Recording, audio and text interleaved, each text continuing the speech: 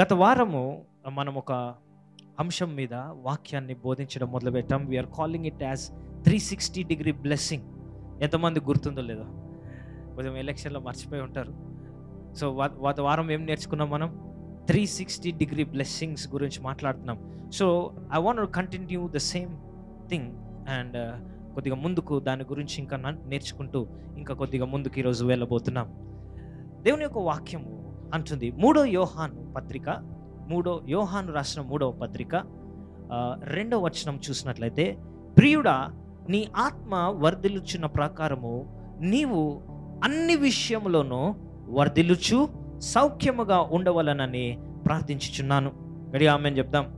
ఇక్కడ చూసినట్లయితే, ప్రియుడా, నీ ఆత్మ వర్ధిల్లుచున్న ప్రకారము నీవు అన్ని విషయములో నీవు వర్ధిల్లాలని నేను కోరుచున్నాను. అన్ని విషయములు అంటే ఏంటో తెలుసా? ఆర్థికముగా కూడా, శారీరకముగా, నీ యొక్క సంబంధాలలో, అన్ని విషయాల్లో, నీ కెరియర్లో, నీ యొక్క స్టడీస్లో, అన్ని విషయాల్లో వర్ధిల్లాలని దేవుని యొక్క చిత్తమై ఉన్నది. హల్లెలూయా. ఏదో ఒక వైపు మాత్రమే వర్ధిల్లి ఇంకొక వైపు వర్ధిల్లకపోవడం. 360 అంటే ఏంటి? అన్ని కోణాలలో మనం వర్ధిల్లడము దేవుని చిత్తమై ఉన్నది. అర్థమవుతుంది కదా? ఏదో ఒక్క విషయంలో వర్ధిల్లడము మాత్రమే కాదు, ఉట్టి ప్రార్థనలో, ఆత్మీయ విషయాలు, అన్ని విషయాల్లో వర్ధిల్లాలని దేవుని యొక్క వాక్యం సెలవిస్తుంది. It is the God's will for us to prosper in every area of our lifes. మన ప్రతి కోణంలో, ప్రతి జీవితంలో, ప్రతి వైపున మనం వర్ధిల్లాలనేది దేవుని యొక్క చిత్తమై ఉన్నది, ఇంక్లూడింగ్ ఫైనాన్షియల్ బ్లెస్సింగ్స్. హల్లెలూయా. గడి ఆమేన్ చెప్దాం. సో గత వారము ఏ విధముగా ఆర్థికముగా విడుదలను పొందాలో కొన్ని విషయాలు చెప్పాను. ఆమేన్. సో దానికి ఇంకా ముందుకు దాని గురించి మాట్లాడుతూ ఇంకా ముందుకెళ్దాం. ఎందుకు చాలామంది క్రైస్తవులు కానీ, ఎక్కువగా క్రైస్తవులు కానీ, దేవుని ఎరిగిన వారు కూడా ఆర్థిక ఇబ్బందుల్లో ఎందుకుంటారు? Why do people suffer financially? చాలామందికి సమస్య వేరే విషయాల్లో కాదు కానీ ఆర్థిక విషయాల్లోనే సమస్య ఉంటుంది. సో దాని గురించి ప్రార్థన చేస్తూ ఉంటారు. నేను చాలాసార్లు చెప్పాను, ప్రార్థన ఆర్థిక సమస్యలు తీసేస్తే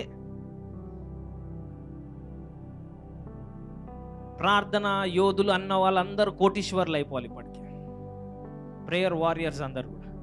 ఎందుకంటే కొంతమంది నాకంటే ఎక్కువ ప్రార్థన చేసే వాళ్ళు ఉన్నారు. ఆమేన్. 24 గంటలు ప్రార్థనలో ఉండే వాళ్ళు ఉన్నారు. వారందరూ ఇప్పుడు అంబానీని మించిపోవాలి. ఎందుకంటే మీ అంత ప్రార్థన, అంత డబ్బు తీసుకురావాలి కదా. కానీ ఎందుకు నీ ప్రార్థన ఆర్థికంగా నిన్ను విడుదల ఎందుకు చేయట్లేదు? ఆమేన్. సో గత వారం మనం మాట్లాడుకున్నాము, కొన్ని నియమాలు ఉంటాయి, దేవుడు వాటిని నియమించి ఉన్నాడు. ఎప్పుడైతే ఆ నియమాలను నువ్వు చేస్తావో అప్పుడు దేవుని ఆశీర్వాదాలు మనకు కలుగుతాయి. Praise God. అదంతా గత వారం రానోళ్ళకి నేనేం చెప్పలేను. You missed it. Amen. So ఈరోజు why do people suffer financially? చాలా మంది ఆర్థిక ఇబ్బందుల్లో ఉండడానికి కారణము డబ్బులు లేకపోవడం కాదు. మళ్ళీ చెప్పనా? మీరు ఆర్థిక సమస్యల్లో మీరు ఉండడానికి కారణము డబ్బులు లేకపోవడం కాదు, మీ డబ్బులను ఎలా మేనేజ్ చేయాలో తెలియకపోవడం వల్ల.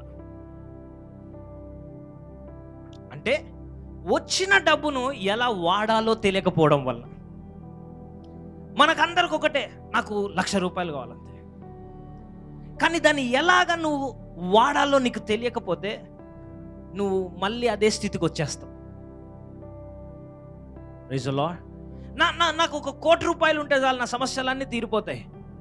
లేదు, నీకు దాన్ని ఎలా వాడాలో నీకు తెలియకపోతే, హౌ టు మేనేజ్, నీ ఫైనాన్సెస్ని ఎలా మేనేజ్ చేయాలో నీకు తెలియకపోతే, 1,00,00,000 రూపాయలు వచ్చినా నెల చివరికి మళ్ళీ మీరు పక్కింటికి వెళ్ళి పప్పు అడుగుతారు, ఉప్పు అడుగుతారు, పెరుగు అడుగుతారు.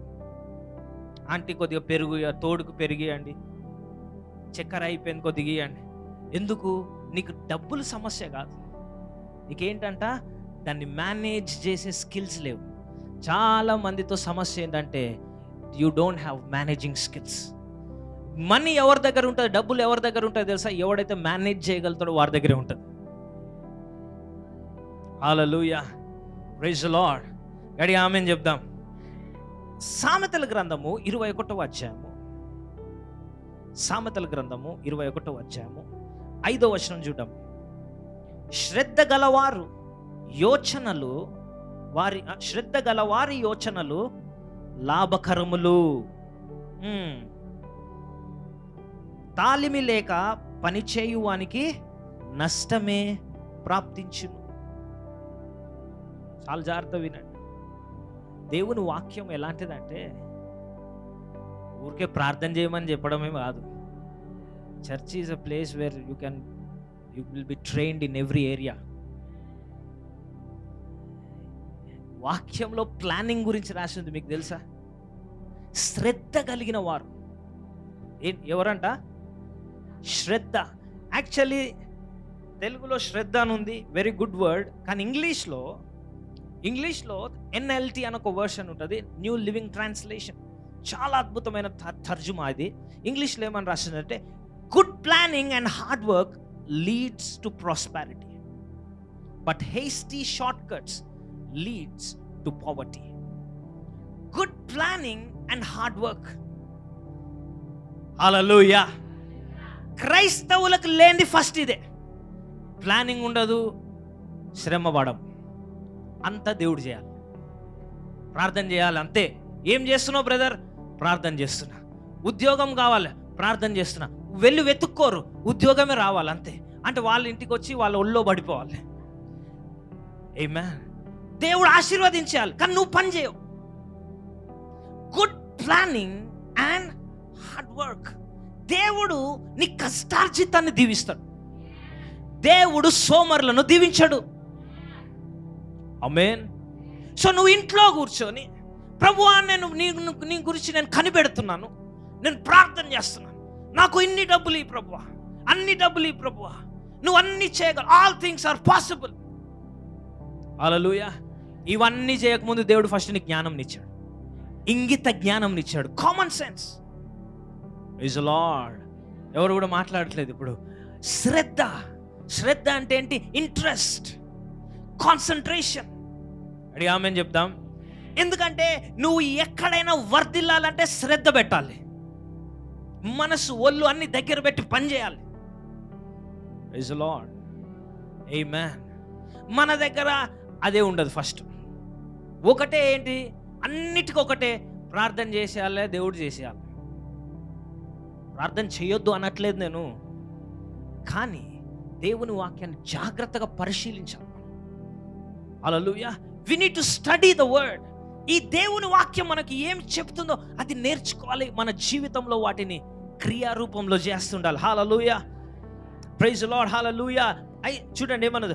శ్రద్ధ గలవారి యోచనలు లాభకరం. నీకు లాభము కావాలి లైఫ్లో అంటే నువ్వు శ్రద్ధ కలిగి ఉండాలి. ఆమేన్. బ్రదర్ చాలా కష్టం ఉంది బ్రదర్, పైసలు, మరి ఉద్యోగం నేర్చుకోవచ్చు అంటే వెళ్తున్నా బ్రదర్, ఎవడు ఇవ్వట్లే నాకు. నీకు శ్రద్ధ లేదు. బయట ఉద్యోగ అవకాశాలు లేక కాదు, నువ్వు వెతుక్కోలేక. ఆమేన్. ఆమేన్. శ్రద్ధ కలిగిన వాడు ఏం చేస్తాడంట? లాభసాటిగా ఉంటాడు. లాభకరము యోచన. శ్రద్ధ గలవాడి యోచనలు లాభకరము. యోచనలు అంటే ఆలోచనలు. హల్లెలూయా. ఈరోజు నేనేం చెప్తున్నాను తెలుసా? నీ దగ్గర డబ్బులు లేక కాదు నువ్వు పేదరికంలో ఉన్నది, నీ దగ్గర డబ్బులు లేక కాదు అప్పుల్లో ఉన్నది, నీ దగ్గర శ్రద్ధ లేక నువ్వు లాభకరంగా లేవు. Praise the Lord. కొంతమంది బిజినెస్ స్టార్ట్ చేస్తారు, నాకు తెలిసిన వాళ్ళు ఉన్నారు, కొంతమంది బిజినెస్ స్టార్ట్ చేస్తారు. ప్రార్థన చేస్తాం, పోయి యేసు నామంలో బిజినెస్ ఓపెనింగ్, రిబ్బన్ కటింగ్, అన్ని 3 నెలల్లో మళ్ళీ అన్ని బంద్. ఎందుకు బ్రదర్ అంటే శ్రద్ధ లేదు. అన్నిటికీ ఒక వంక చెప్తారనమాట. ఈ లొకేషన్ బాగాలేదు, నా దగ్గరికి ఎవరు రావట్లేదు, నా దగ్గర ఎవరు కొనట్లేదు. ఆమేన్. శ్రద్ధ కలిగిన వాడు ఏం చేస్తాడంటే లొకేషన్ బాగున్నా దాన్ని అందంగా తయారు చేసుకుంటాడు, అక్కడికి వచ్చేలాగా జనాలను ఆకర్షిస్తాడు. నీ లోపల శ్రద్ధ ఉన్నప్పుడు నీ యోచనలు లాభకరంగా మారుతాయి.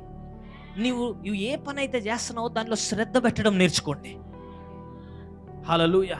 ఎందుకంటే నువ్వు చేసే పని ఇతరులను ఆకర్షిస్తుంది. ఆమేన్. చాలామంది వ్యాపారం చేస్తారు. ఎలా వ్యాపారం చేస్తారు? నీ ఇష్టం వస్తే రా, లేకపోతే పో. కస్టమర్కి ఏమి ఇయ్యరు. నచ్చితే తీసుకోపోతే, లేకపోతే శ్రద్ధ లేదు నీకు బిజినెస్ మీద. ఒక కస్టమర్ని పోగొట్టుకుంటున్నావు అన్న నొప్పి కూడా ఉండదు చాలామంది. ఇక్కడ ఉన్న వాళ్ళు కొంతమంది షాపులు ఉన్నాయి, మీ అందరికీ చెప్తున్నాను, ఇష్టం వచ్చినట్టు వ్యాపారాలు చేయకండి, ఇష్టం వచ్చినట్టు మాట్లాడకండి. వెళ్ళి నువ్వు నీ దగ్గరకు వచ్చిన కస్టమర్ మళ్ళీ ఎలా రప్పించాలన్న ఆలోచన, శ్రద్ధ నీకు ఉండాలి. ఆమేన్. సో వాడికి నువ్వు అడిగిన దానికంటే ఒక ఎక్స్ట్రా ఇంచ్ చేయాలి. ఆమేన్. వాడు ఒక డిజైన్ కుట్టమంటే ఒక 2 డిజైన్లా కుట్టు, చూపి ఇంకా ఇలా చేస్తా, ఇది బాగుంటుంది. You need to go extra mile. శ్రద్ధ. హల్లెలూయా. నువ్వేం చేస్తా, ఏదో ఒకటి తీసుకో, నచ్చలేదా పో, మళ్ళా రాకు. ఏమవుతుంది? నీకు నువ్వే గుంత తోకుంటున్నావు. నువ్వు ఎప్పుడైతే నీ వచ్చిన కస్టమర్ని నువ్వు శ్రద్ధతో వారిని వ్యవహరించావు, నువ్వేం చేయనా సరే వాడే వెళ్ళో 10 మందికి చెప్తాడు, ఆ పలానా సిస్టర్, ఆ పలానా ఆంటీ దగ్గర బాగుంటుంది, అక్కడనే వెళ్దాం. You are seeing the growth. శ్రద్ధ గల వాని యొక్క యోచనలు అంటే ఆలోచనలు ప్రయోజనకరం, లాభసాటికరం. హల్లెలూయా. ఇంగ్లీష్లో చూస్తే చాలా అద్భుతంగా ఉంది. People who plan, good planning and hard work leads to prosperity, but hasty short cuts leads to poverty. ఎప్పుడైనా గమనించండి, అడ్డదారుల్లో వచ్చిన డబ్బులు అడ్డదారిలోనే పోతాయి. ఇక్కడ రాసిందా, hasty short cuts, quick schemes. నువ్వేం చేయొద్దు, ఇంకా 2 జాయిన్ చేయాలంతే, నీకు అప్పుడు ఏమొస్తాయి? ₹1,00,000 చెక్ వచ్చేస్తుంది. కష్టపడకుండా ఏది రాదు. Amen. Quick money, quick loss. అడ్డదారిలో వచ్చిన డబ్బు ఉట్టిగానే వెళ్ళిపోతుంది. హల్లెలూయా చెప్పాలి. సో వాటి వెనకాల, ఫ్రీ స్కీమ్స్ వెనకాల ఎవరో ఏదో రెట్టింపు, నువ్వు ₹1000 పెడితే 10,000 వచ్చేస్తాయి, ఆ 1,00,000 పరిగెట్టకండి. మీరు శ్రద్ధ కలిగి మీ పనిని మీరు చేసుకోండి.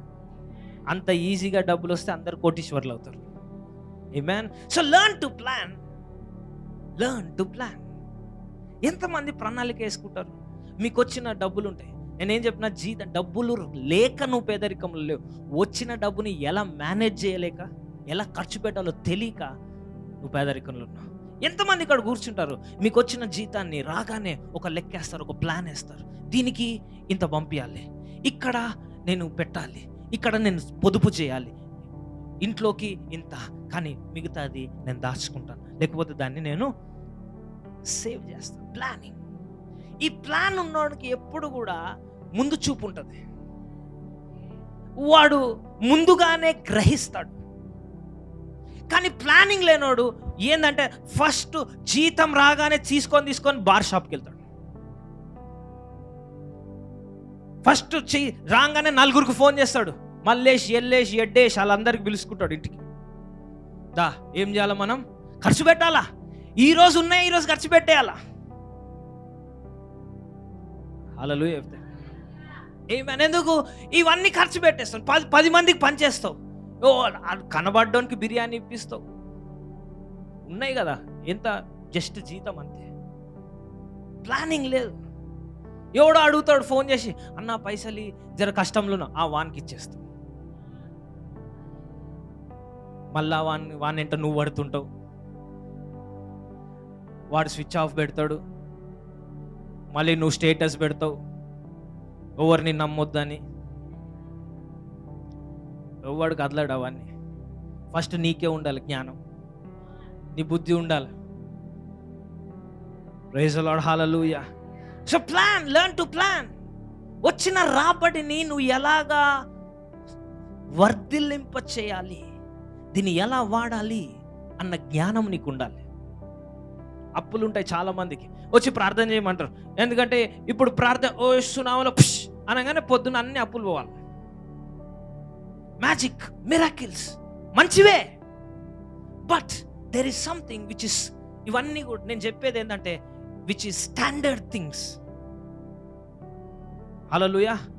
ఒక్కోసారి అద్భుతాలు జరగకపోవచ్చు, కానీ నేను చెప్పేది ఖచ్చితంగా నీ జీవితంలో జరుగుతుంది. నీకు అప్పులు ఉన్నాయి, కట్టాలి. నువ్వేం చేయాలి? నువ్వు ప్లాన్ చేసుకోవాలి. నీకొచ్చిన జీతంలో నీ అప్పు కట్టాలి అంటే మేబీ నువ్వు నాలుగు నెలలు చికెన్ తినకూడదేమో, ఆ డబ్బుని తీసి పక్కన పెట్టాలి. లేకపోతే నువ్వు వెళ్ళే క్యాబ్ మానేసి బస్సులో వెళ్ళాలేమో, తీసి పక్కన పెట్టాలి. You need to plan. ఈ అప్పు నుంచి నేను ఎలా బయటికి రావాలి అన్న ఆలోచన ఉండాలి. కానీ మన దగ్గర ఉన్న ఆలోచన, చాలా మందికి ఏం ఆలోచన, ఈ అప్పు తీర్చాలంటే ఇంకో అప్పు తీసుకోవాలి. నువ్వు ఏం చేస్తావు? ఈ గుంత తీసి అందులో వేస్తావు, ఆ మట్టి తీసి మళ్ళీ గుంతలు వేస్తావు. నీ జీవితాంతం నువ్వు అట్లాగే వేస్తావు. తర్వాత నీ కొడుకు ఎవడైతే ఉంటాడో ఆడు కూడా అదే గుంతను తీస్తుంటాడు, వేస్తుంటాడు. ఆమేన్. ఒక ఆలోచన, ఇదంతా ఎక్కడుంది? బైబిల్లో ఉంది, దేవుని వాక్యంలో మనకు రాయబడి ఉంది. నీవేం చేస్తా? శ్రద్ధ కలవాడి యోచనలను దేవుడు లాభకరముగా చేస్తాడు. హల్లెలూయా. ఆమేన్. పెళ్లి చేసుకుంటారు, పెళ్లి చేసుకోగానే వెంటనే పిల్లలు అంటే నీకు ఒక ప్లానింగ్ లేదు. పిల్లలు పుడితే ఎంత ఖర్చు ఉంటుందో తెలియదు.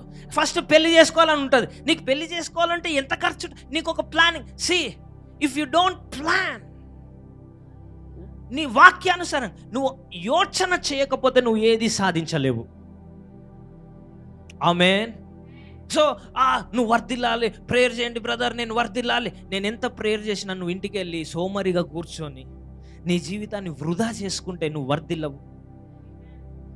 వచ్చిన డబ్బుని చెల్లా చెదురు చేసుకొని దాన్ని నువ్వు సరిగ్గా వాడకుండా నువ్వు అప్పుల పాలైపోయి మళ్ళీ వచ్చి దేవుని దగ్గరికి వచ్చి, దేవా నన్ను బయటికి తీ. ఆమేన్. దేవుని యొక్క ఆశ, దేవుని యొక్క ఉద్దేశం మనము అన్ని విధాలుగా వర్ధిల్లాలి. అన్ని విధాలుగా మనం ఏం చేయాలంట? వర్ధిల్లాలి, ఆశీర్వదించబడాలి. గడిగా ఆమేన్ చెప్దాం. సో ఎంతమంది ఇక్కడ ఉన్నవారు, ఇప్పుడు ఇంకో నెల అయితే కొత్త సంవత్సరం వచ్చేస్తుంది, 2024. ఎంతమంది ప్లాన్ చేస్తున్నారు? ఏమన్నా ఆలోచిస్తున్నారా? ఏముండదు. ఫస్ట్ క్రిస్మస్ బట్టలు కొనుక్కోవాలా, బిర్యానీ తినాలి, న్యూ ఇయర్ రోజు బిర్యానీ తినాలా, అయిపోయింది. మళ్ళీ నెక్స్ట్ డిసెంబర్ వరకు వెయిట్ చేయాలి. ఇప్పుడు పోయిన సంవత్సరం అయిపోయింది, ఇప్పటి వరకు అయిపోయింది. 11 నెలలు ఏం సాధించారు మీరు? పోయిన సంవత్సరం అనుకున్నవి ఏమన్నా సాధించారా? ఏదైనా నెరవేరిందా? ఏదన్నా జీవితంలో మీరు అనుకున్నది పొందుకోగలిగారా? మీ జీవితంలో ఏదైనా పురోగతి ఉందా? లేదు అంటే ఇంకేం చేస్తున్నాం? ఆమేన్. హల్లెలూయా. ఒకవేళ నీ జీవితంలో కదలికనే లేదు, 2022లో ఎలాగుందో ఈ సంవత్సరం కూడా అలా గతించిపోయిందంటే నీ జీవితము సక్సెస్ఫుల్గా నువ్వు ఒక సంవత్సరాన్ని వేస్ట్ చేసుకున్నావు. If there is no change. నేను చెప్తున్నాగా, నువ్వు మనిషిగా పుట్టినట్లయితే ప్రతి రోజు కూడా ఒక మార్పు నీలో కలుగుతుండాలి. You should always be progressing. నీ ఆలోచనలు ఎప్పుడు ప్రోగ్రెసివ్గా ఉండాలి, ముందుకు నడుస్తూ ఉండాలి. ఉన్న స్థాయిలో ఎవరైనా ఉన్నప్పుడు అదే స్థాయిలో ఉంటే విసుగు చెందుతారు. Stagnation will bring frustration. Amen. Stagnation. అందుకనే ఒకే స్థలంలో ఒకే జీతము, ఒకే ఉద్యోగము, ఒకే రోజు అదే ముఖాలు చూస్తే జీవితం ఏమైపోతుంది? ఫ్రస్ట్రేషన్. అందుకే చాలా మంది ఫ్రస్ట్రేటెడ్ ఉంటారు. ఎందుకు? No development. డెవలప్మెంట్ ఏం చేస్తా అంటే జీవితంలో ఉత్సాహాన్ని నింపుతుంది. ఇది నేను కొత్త షాప్ పెట్టుకున్నా, కొత్త బిజినెస్ ఓపెన్ చేశాను, కొత్త వెంచర్ నేను పెడుతున్నా. It's an excitement. నీలో ఒక తాజా ఉత్సాహాన్ని నింపుతుంది. Praise God. సో రాబోతున్న సంవత్సరం ఎంతమంది ప్లాన్ చేస్తున్నారు? ఎవరు చేయట్లేదు. చేస్తున్నారా? ఏం చేయాలి నెక్స్ట్? ఏంటి నా గోల్స్? ఇప్పటి వరకు నేనేం సాధించాను, నెక్స్ట్ నేనేం సాధించాలి? హల్లెలూయా. Praise the lord. శ్రద్ధ కలిగిన వాని యోచన దేవుడు దాన్ని లాభసాటిగా. నువ్వు శ్రద్ధ కలిగితే, నీ జీవితం మీద శ్రద్ధ కలిగి ఉంటే ఇప్పటి నుంచే నువ్వు ప్లాన్ చేసుకుంటావు. నెక్స్ట్ ఇయర్ నేను నా వ్యాపారాన్ని విస్తరిస్తాను, నెక్స్ట్ ఇయర్ నేను ఇంకో పెద్ద ఉద్యోగాన్ని నేను పొందుకుంటా, నెక్స్ట్ ఇయర్ నా శరీరాన్ని సరి చేసుకుంటా, లేకపోతే నేను ఎక్సర్సైజ్ చేస్తా, లేకపోతే నా నా నా నా నా నా హెల్త్ని సరి చేసుకుంటా. ఇప్పటి నుంచే నువ్వు ఆలోచన చేస్తావు. శ్రద్ధ కలిగిన వాడు ఏం చేస్తాడు? యోచన చేస్తాడు. ఆమెన్ చెప్తాం. So how to break this? So planning is very important. డబ్బులు రావడమే కాదు, డబ్బులను ఎలా వ్యవహరించుకోవాలో తెలుసుకోవాలి, ఎలా మేనేజ్ చేయాలి, దాన్ని ఎలా వాడాలి, దాన్ని ఎలాగా ఖర్చు పెట్టాలి, అది తెలుసుకోవడం చాలా చాలా ప్రాముఖ్యము. నేను చెప్తున్నాను కదా, అక్కడే చాలామంది ఫెయిల్ అవుతారు. ఆమేన్. సో ఏమి చూసుకోరు, ఏది కనబడితే అది కొనుక్కుంటారు, ఏది వస్తే అది తీసుకుంటారు, ఇన్స్టాల్మెంట్ అని చెప్పి తీసేసుకుంటారు, ఫ్రీ లోన్స్ ఇస్తున్నారు అని చెప్పి తీసుకుంటారు.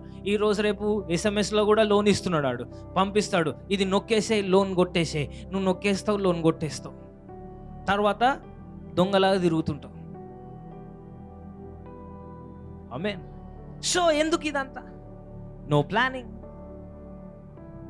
No planning. ఆమేన్. సో ఇప్పుడు మనం ఏ విధముగా ఆర్థికంగా వర్ధిల్లాలి? దేవుని వాక్యం ఏం చెప్తుంది? దేవుని వాక్యంలోకి వెళ్దాం. 2 కొరింథీయులకు రాసిన పత్రిక. ఇదంతా ఒక aspect, planning. Next what we need to do. 2 కొరింథీయులకు రాసిన పత్రిక 9వ అధ్యాయం 6 నుంచి గమనించుకుందాం. కొంచెముగా విత్తువాడు కొంచెముగా పంట కోయును, సమృద్ధిగా విత్తువాడు సమృద్ధిగా పంట కోయును అని ఈ విషయమై చెప్పవచ్చును.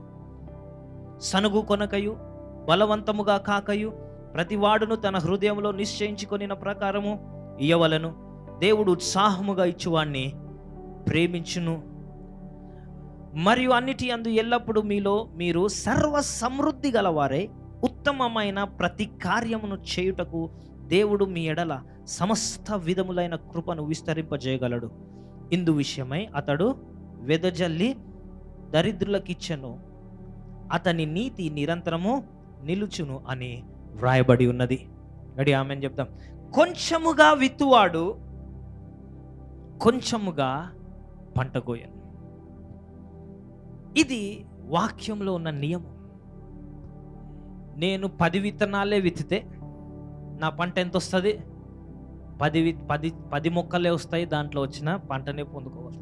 100 విత్తనాలు విత్తితే నా పంట ఎక్కువ. కొంచెముగా ఇచ్చినవాడు కొంచెముగానే పొందుతాడు, సమృద్ధిగా ఇచ్చినవాడు సమృద్ధిగా పంటకు వస్తాడు. సో లాస్ట్ వీక్ నేను చెప్పాను, ఇవ్వుడి అప్పుడు మీకు ఇవ్వబడును, అనిచ్చి కుదిలించి దిగజారునట్లు మనుషులు నీ వడిలో కొలుచెదరు. హల్లెలూయా, ప్రైజ్ ది లార్డ్. ఓకే, ఇప్పుడు నీ జీవితంలో నీకు పంట కావాలంటే విత్తనం విత్తాలి. లాస్ట్ వీక్ నేను చెప్పాను, your seed is your future. నీ విత్తనము నీ భవిష్యత్తు. విత్తనం లేనిదే భవిష్యత్తు లేదు. నువ్వు విత్తకుంటే నువ్వు భవిష్యత్తు చూడలేవు. కొంచెముగా విత్తువాడు కొంచెముగా పంట కోయును, సమృద్ధిగా విత్తువాడు సమృద్ధిగా పంట కోయునని ఈ విషయమై చెప్పుచున్నాను. సనుగు కొనకయు బలవంతముగా కాకయు ప్రతివాడును తన హృదయంలో నిశ్చయించుకున్న ప్రకారము ఇయ్యవలెను. దేవుడు ఉత్సాహముగా ఇచ్చువాన్ని ప్రేమించు. ఇప్పుడు ఏంటి ఇవ్వడము? నేను చెప్తున్నా, నువ్వు ఎప్పుడైతే దేవునికి ఇస్తావో, నువ్వు కొంచెముగా ఇస్తే కొంచెముగా అనేది పొందుకుంటావు. సమృద్ధిగా ఇచ్చిన వారు ఏం చేస్తారంట? సమృద్ధి అయిన పంటను కోసుకుంటారు. సో ఇది ఒక నియమము, దేవుడు నియమించింది. నీ ఆర్థిక విడుదల ఎక్కడ ఉందో తెలుసా? నీ ఇచ్చుటలో ఉన్నది. ఆమేన్. సో అందుకనే ఇచ్చేటప్పుడు కూడా నీ హృదయ వైఖరి ఎలా ఉండాలో చెప్తున్నాడు. సనుగు కొనక కాదు. మా పాస్టర్ ఒక పెద్ద స్కీమ్ వేస్తుండు, భయ్ ఈరోజు మా దగ్గర ఉన్న డబ్బులన్నీ దొచ్చేయడానికి ఇవ్వుడి ఇవ్వబడును అంటున్నాడు. సో ఎప్పుడైతే నువ్వు అట్లా అనుకుంటావో నువ్వు ఇవ్వకపోతేనే మంచిది. ఎందుకంటే వాక్యం ఏమిటంటే, ఇది సనుగు కొనకయు బలవంతముగా కాక. అందుకనే మన సంఘంలో ఇయ్యమని బలవంతం చేయం. ఎప్పుడైనా ఎవరినైనా పట్టుకొని నువ్వు ఇస్తావా ఇయ్యవా లేకపోతే శాపాలు వస్తాయి అన్నమా? నెవర్. ఎందుకంటే నువ్వు సంతోషముగా ఇచ్చినప్పుడు దాని పంటను కోసుకుంటావు. ఆమేన్. సో ఈ యొక్క పేదరికము అనే ఒక వెన్నెముకను విరచాలంటే నువ్వు ఇయ్యాలి. Amen. The less you sow the less you reap. Giving breaks selfishness. ఎందుకు దేవుడు ఇవ్వమంటాడు? ఎందుకు దేవుడు అన్న ఇది ఎందుకు? ఫస్ట్ దేవుడు నాకు ఇస్తే నేనే రిటర్న్ తర్వాత ఇస్తా కదా. అందుకని చాలామంది దేవుని ప్రేయర్ చేస్తారు, ప్రభువా నాకు ఇన్ని డబ్బులు ఇచ్చావు అనుకో, నీ సంఘానికి నేను అది చేస్తా. విన్నారు అట్లాంటి వాళ్ళని? ప్రభువా నువ్వు నాకు 1,00,000 రూపాయలు ఇస్తే 50,000 నేను చర్చికి ఇస్తా. నీకు విషయం చెప్తున్నా, ఎప్పటికీ నీకు ఇలా 1,00,000 రావు. దేవుడు అలా పనిచేయడు. దేవుడు అలా పనిచేయడు. దేవుడు ఎట్లా పనిచేస్తాడు సార్? ఫస్ట్ నీ దగ్గర ఉన్నది ఇవ్వమంటాడు. ఫస్ట్ ఏం చేయాలంట? నీ దగ్గర ఉన్న 10 రూపాయలు, నీ దగ్గర ఉన్న 10 రూపాయలు అప్పుడు దేవుడు నీ హృదయాన్ని చూస్తాడు. ఎందుకంటే దేవునికి నీ గురించి ముందే తెలుసు. నువ్వు 1,00,000 రూపాయలు ఇస్తే సర్దుకొని మళ్ళీ రావని తెలుసు. అందుకనే నీ యొక్క నీ క్యారెక్టర్ని దేవుడు టెస్ట్ చేస్తాడు. నీ దగ్గర ఫస్ట్ 10 రూపాయలతోటే నువ్వు నమ్మకంగా లేవు అనుకో, 1,00,000 రూపాయల సంగతి మర్చిపోతారు. హల్లెలూయా, ప్రైజ్ లార్డ్. సో నువ్వు ఏదైతే దేవునికి ఇస్తున్నావో ఫస్ట్ ఎందుకు దేవుడు ఇమ్మంటున్నాడు? ఎందుకు ఊరికే ఇవ్వండి ఇవ్వండి అని ఎందుకు అంటారు? ఎందుకో తెలుసా? నీలో ఉన్న స్వార్థాన్ని విరగొట్టడానికి. ఇచ్చినప్పుడు నీలో ఉన్న స్వార్థం విరిగిపోతుంది. ఎందుకంటే ఈరోజు ఈ లోకం అంతా కూడా స్వార్థపరులతో నింపబడి ఉంది. ఏది చేసినా నాకేంటి, నా పిల్లలకేంటి, నా జీవితము, నా ఆస్తి, నా కారు, నా ఇల్లు, నాది, అంత నాది. కానీ ఎప్పుడు కూడా స్వార్థపరులు దేవుని రాజ్యాన్ని స్వతంత్రించుకోలేరు. సో ఈ స్వార్థాన్ని ఎలా విరగొడతారు? ఇచ్చుట వల్ల. వెన్ యు గివ్, నువ్వు ఎంతో కష్టపడి సంపాదించింది అయినా కూడా నువ్వు ఇస్తున్నావు అంటే నీ లోపల ఏమవుతుంది? స్వార్థము దేవుడు విరిచేస్తున్నాడు. మొట్టమొదటిగా దేవుడు నిన్ను దీవించాలంటే నీలో స్వార్థం ఉండకూడదు. ఆమేన్. అందుకనే డబ్బులు ఇవ్వాలంటే కష్టంగా ఉంటుంది. అవును, నువ్వు కష్టపడిందే, but your seed will break the selfishness. ఆ ఇచ్చినప్పుడు నీలో స్వార్థాన్ని దేవుడు విరగొడుతున్నాడు. దేవునికి నీ డబ్బులు అవసరమని కాదు, నీ హృదయం దేవునికి అవసరం. ఆమేన్, హల్లెలూయా. దేవునికి నీ దగ్గర నీ నుంచి డబ్బులే రా వస్తే నువ్వు ఇవ్వకపోతే దేవుడు పేదోడు అవుతాడని కాదు, నువ్వు లేకపోతే సంఘం నడవదని కాదు. దేవుడు కాకులను కూడా ఆజ్ఞాపించి డబ్బులను పంపించగలుగుతాడు. ఒకరోజు అంట ఒక ఆమె రెంట్ కట్టాలి, ప్రార్థన చేసుకుని, దేవా ఏం చేయాలి ప్రభా, రెంట్ డబ్బులు కూడా లేవు అని చెప్పి ఆమె పార్క్లోకి వెళ్ళి కూర్చొని వాక్యం చెప్తుందంట. దేవా నువ్వు అన్నావు, నిన్ను నమ్మిన వారిని ఎప్పుడు సిగ్గుపరచవని, కానీ నాకు డబ్బులు కావాలి, నాకేం కావాలి? రెంట్ కట్టడానికి డబ్బులు కావాలని ప్రార్థించినప్పుడు సడన్గా 2 కాకులు కొట్టుకుంటున్నాయంట. కావు కావు కావు కావు సౌండ్, కాకుల సౌండ్ ఎట్లుంటుంది? చెవులో గిగి గిగి అన్నట్టు కావు కావు కావు. ఏంది అసలు ఈ గోల ఏందని ఇట్లా చూస్తే ఆ 2 కాకులు ఇంత నోట్ల కట్ట పట్టుకొని కొట్లాడుకుంటున్నాయంట. అది ఎక్కడి నుంచి తీసుకొచ్చినాయి? షూ అనగానే ఆ డబ్బులు వదిలేసి వెళ్ళిపోయినాయి. ఆ డబ్బు తీసి లెక్క పెడితే కరెక్ట్గా రెంట్ డబ్బులు అక్కడ ఉన్నాయి. దేవుడు కాకులను కూడా వాడుకుంటాడు. సో నువ్వు ఇవ్వకపోయినా పర్లేదు, దేవుడు కాకులను పంపిస్తాడు. కానీ నువ్వు ఇస్తే నీకు మంచిది. దేవుడు నీకు అవకాశాన్ని ఇస్తున్నాడు. నీ స్వార్థాన్ని నువ్వు విరగొట్టుకుంటున్నావు. Praise the lord. Ready? Amen చెప్దాం. Hallelujah. Giving breaks the power of poverty in your life. నువ్వు ఇచ్చినప్పుడు ఈ యొక్క పేదరికము నీ జీవితంలో విరగొట్టబడుతుంది. ఇచ్చినప్పుడు పేదరికము నీ జీవితంలో విరగొట్టబడుతుంది. ప్రాబ్లం ఏంటంటే మనం నాకే లేవు, దేవునికి తెలియదా నీ దగ్గర లేవని? హల్లెలూయా. దేవునికి తెలియదని తెలుసు. అయినా ఎందుకు ఇమ్మంటున్నాడు? నీ హృదయాన్ని పరిశీలిస్తున్నాడు. ఎందుకంటే పాటలు పాడటం ఈజీ దేవుడి దగ్గర. ప్రభువా బలమంతా నీవేనయ్యా, ఈజీ. నిజంగా చెప్తున్నా, ఈజీ. చర్చిగా చప్పట్లు కొట్టడం చాలా ఈజీ. కానీ నీ దగ్గర ఉన్నది ఇవ్వడం చాలా కష్టం. కానీ దేవుడు అదే అడుగుతాడు. డబ్బులు లేక కాదు, నీ హృదయాన్ని పరిశీలిస్తున్నాడు. ఎందుకంటే నువ్వు అంటావు కదా, దేవా నీవే నా బలం. నిజమా? దేవుని తెలియాలి కదా. ఉట్టి లిప్ సర్వీస్ కాదు. నీ హృదయాన్ని ఎలా పరిశీలిస్తాడు? నీ దగ్గర నీకు ప్రశస్తమైన దేవుడు అడుగుతాడు, ఇవ్వను. Hallelujah, praise the lord. It breaks the power of poverty. Abraham, he was very prosperous. Abraham చాలా ధనికుడు. ఎంత ధనికుడు అంటే ఆదికాండము 13వ అధ్యాయము 2వ వచనం చూద్దాం. అబ్రహాము వెండి బంగారము, హల్లెలూయా. సో ఎవరైనా వచ్చి ఆ వెండి బంగారం పెట్టుకోవద్దు బ్రదర్, క్రైస్తవులు అందరూ. మరి అబ్రహాం పెట్టుకున్నాడుగా. అబ్రహాము దేవుని స్నేహితుడు. దేవునికి సమీపంగా ఉండి నువ్వు సమృద్ధికి దూరంగా ఉండలేవు. హల్లెలూయా. దేవుని దగ్గర ఉన్న తగ్గింపు స్వభావంతో ఉండాలి బ్రదర్. తగ్గింపు అంటే వెండి బంగారాలు, పేదరికం, చినిగిపోయిన బట్టలు కాదు.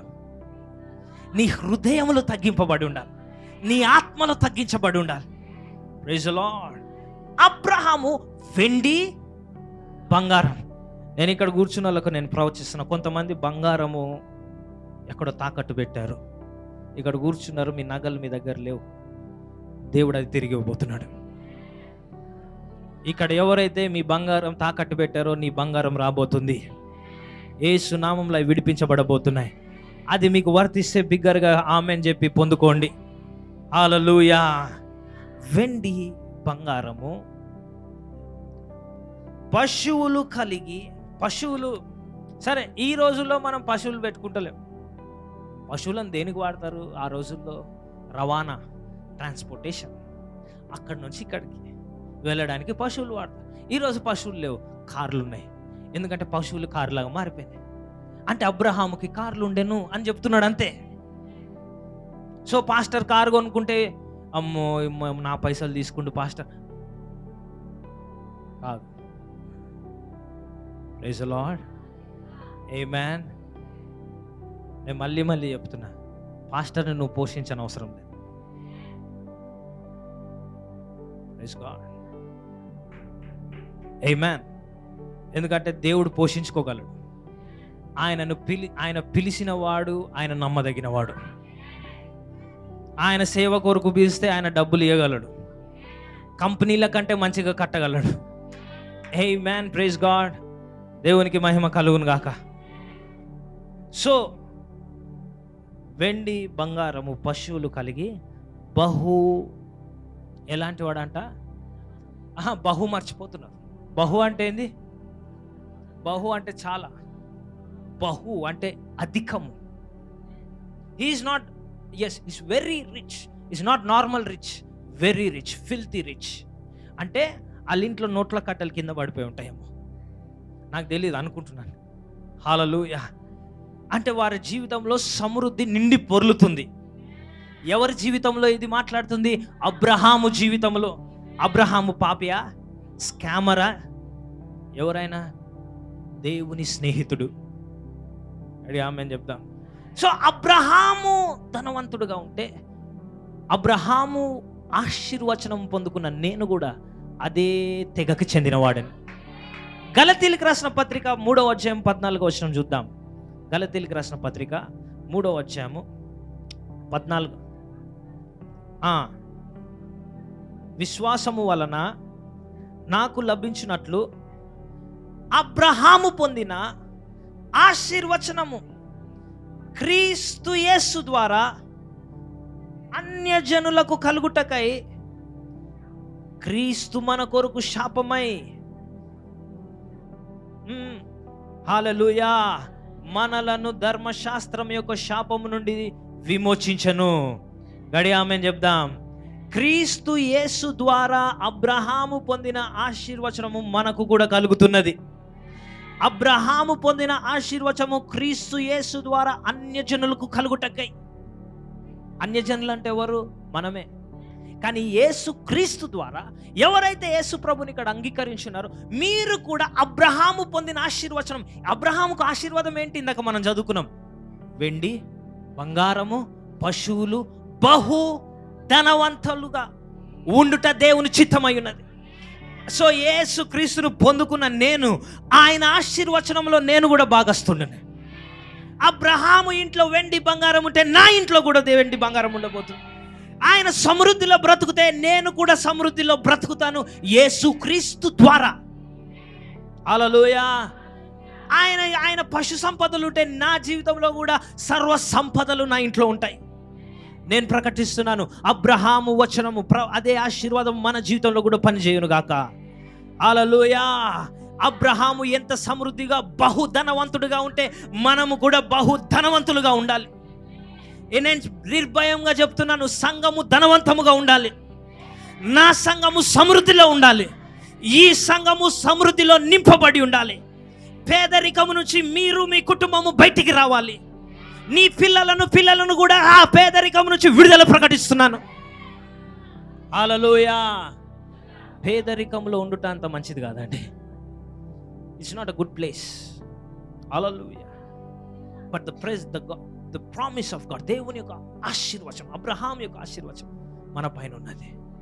మనం సమృద్ధి, ఎందుకు సమృద్ధిగా ఉండాలి బ్రదర్? షో ఆఫ్ చేయడానికా? 4 కార్లతో వస్తా, అందరికీ ఇట్లా పెద్ద ఫుల్గా ప్రతి ఆదివారం ఇన్నాను గొలుసులు ఇక్కడ వరకు చూపించడానిక? ఎందుకు చెప్పండి? ఎందుకు సమృద్ధిగా ఉండాలి? ఎందుకు మనము ధనవంతులుగా ఉండాలి? Wealth is power, money is power. Ready? ఆమె చెప్తా. మీకు నచ్చినా నచ్చకపోయినా డబ్బుతో చాలా పనులు అవుతాయి.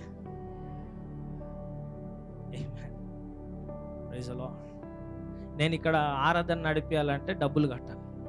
లేదు నాకు ఇక్కడ ఏసీ కావాలంటే ఏం కావాలి? నాకు ఏంటి మ్యాటర్? సో నేనేమంటున్నా, మనీ ఈజ్ పవర్. సో ఎందుకు నేను ధనవంతులుగా ఉండాలి? ఎందుకు సంఘము ధనముతో నింపబడి ఉండాలి? ఎందుకో తెలుసా? దేవుని రాజ్యాన్ని విస్తరింపజేయడానికి. సో పాస్టర్ ఆలోచించకూడదు, అరే మీటింగ్లు పెట్టాలా, పైసలు వస్తాయా లేదా. ఒకరు లేచి నిలబడి should give pastor 3 days meeting, I'm sponsoring. ఆమె ఆ విధమైన ఆలోచనలు మీకున్నప్పుడు మీరు కూడా సంపద సర్వ సమృద్ధిలో బహు ధనవంతులుగా దేవుడు చేస్తాడు. హల్లెలూయా. ఆమేన్. నేను ఎందుకు ఇది బోధిస్తున్నానో తెలుసా?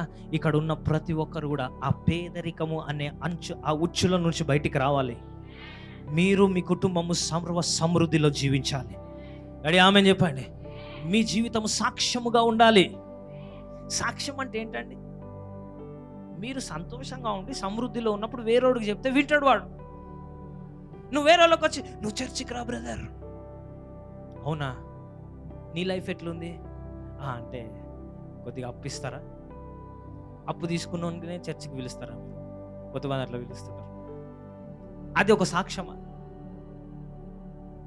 ఆమేన్. సాక్ష్యం ఎలా ఉండాలి? ఇతరులకు చూపించేదిగా ఉండాలి. ఈ లోకస్తులు చూసేదేంటి? నీ ప్రార్థన జీవితం చూస్తాడు. ఏం చూస్తారు చెప్పండి? ఏం చూస్తారు ఈ లోకంలో? నీ జీవిత విధానం చూస్తాడు. Praise the lord. హల్లెలూయా. దేవునికి అర్థమవుతుందా ఇప్పుడు? మీరు ఎందుకు వర్ధిల్లాలో అర్థమవుతుందా?